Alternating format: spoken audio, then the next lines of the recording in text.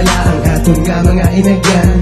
Hindi malipatan kay puno sa kalipayan ang mga tinion nga aton nga ginsaluha. Sa wala ka na, ikaw na pangita sa paminsarang kukal sa bughan ko. Hindi ka kayo madula, pero nakita ang mga butang nga sa akong kapadumdum sa ikaw ara. Sa ano pa bala, ikaw liwat akong makita. Ay grabe nga kahilaw ang akong ginadala. Ay hindi ko doon napunggan, gusto ka makita. Sa subungin ko madyapon ng pitik sang korason, korason, korason.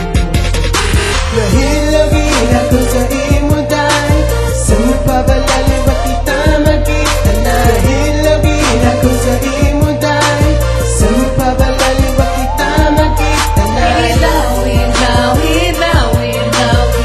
sa imo day.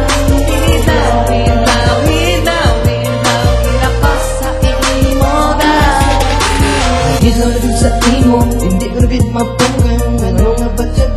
Kita nga duwaga at tanay, pero di ka nga duwaga at tanay. Sa tiyempo mga mainit, sa tiyempo mga matog na permit. Kita nga duwaga at tanay. Ako sa aton, hindi ko na mabalan kung ano ang obrahon sa aton nga relasyon. Kung pwede lang patayunon ako, git manipayon. Kay ikaw git lang girl, ang aking nanandun.